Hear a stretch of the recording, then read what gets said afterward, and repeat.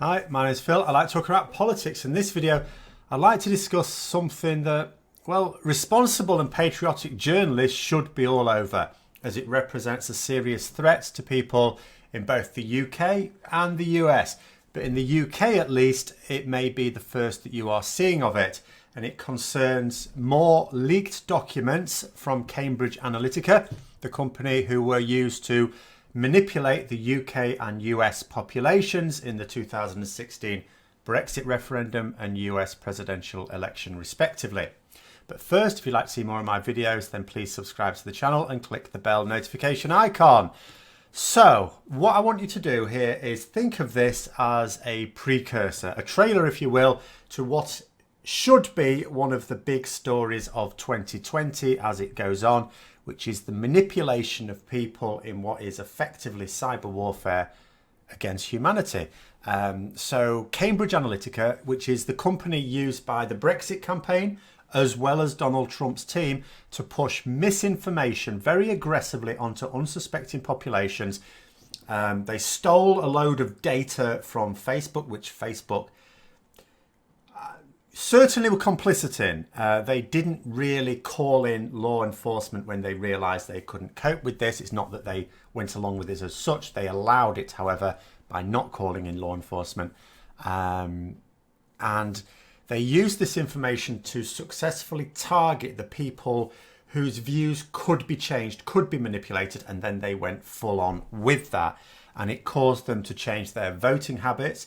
And the company dissolved itself because it was exposed and shut itself down to avoid scrutiny from its methods. It is important to remember Cambridge Analytica was not shut down by the authorities. It shut itself down to stop the authorities going in and raiding its documents. Now, there has just been a leak, or there's been the first part of a leak, and there's going to be more over the next few months, of a reported 100,000 documents covering Cambridge Analytica operations in 68 different countries that tells of what is being termed global manipulation on a truly massive scale. The documents are, as I say, going to be released over the next few months, and so we can expect 2020 to be a year of major revelations in this regard. It may do little to help us in the UK, but of course, well, it may. What is really crucial is that it helps change the course of the US presidential election later this year. I mean, how much it will help is a real question to be asking, because after all, there's already been enough information out there in both the UK and the US for the architects of these schemes to have been locked away and the key melted down.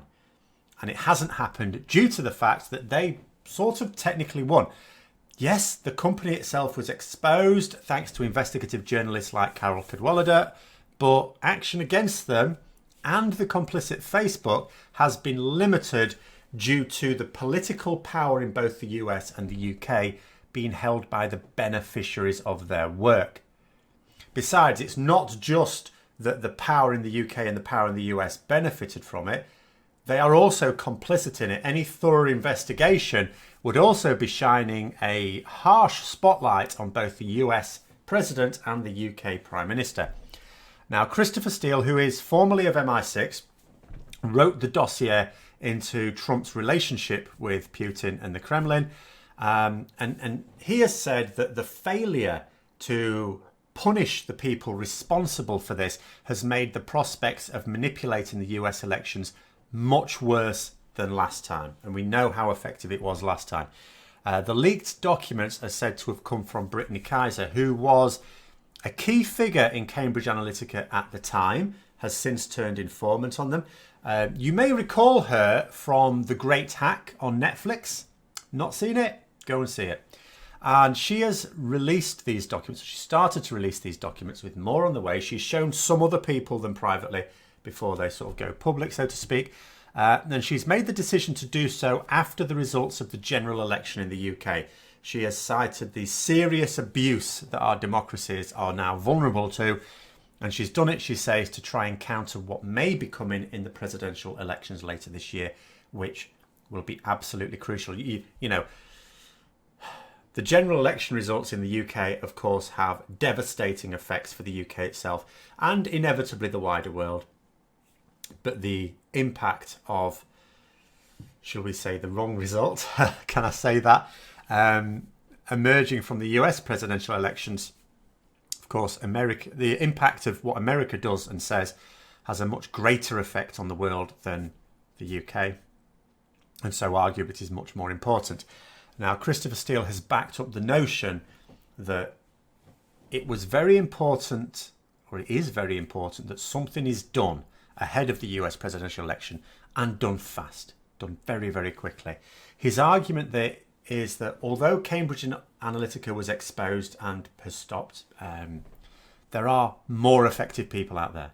You know, these guys in a way were sort of pioneers. There are people who have learnt from them, have learnt from themselves, developed themselves much more effective methods for doing the same thing.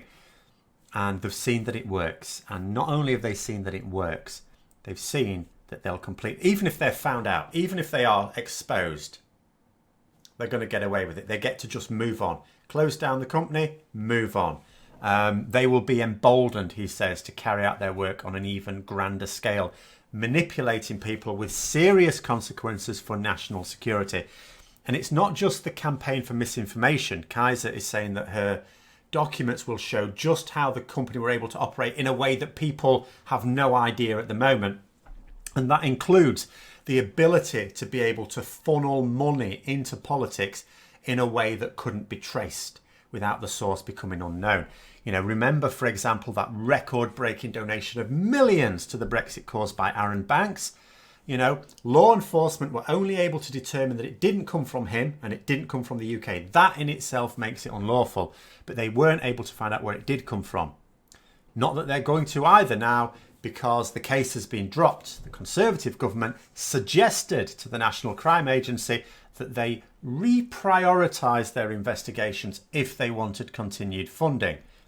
So now all these investigations have been dropped in the UK. We have to hope the same thing doesn't happen in the US. In the UK, Boris Johnson has learned a valuable lesson about the institutions which are supposed to protect us from harm. And that is that if you threaten their funding, you basically get them to do whatever you want them to do. And these documents, detail, for example, discussions, allegedly, of political donors for both Donald Trump and the Brexit cause. And they're going to be released bit by bit over the next few months, publicly, not just being seen by a few analysts, but going public. And some already have, as I say, but I think the spiciest ones are yet to come. So expect me to keep following this up as and when more things are known. Hope you found the video interesting. If you did, don't forget to click the like button. And if you'd like to support the channel further, then please also click the Patreon link for details. And until next time, I'll see you later.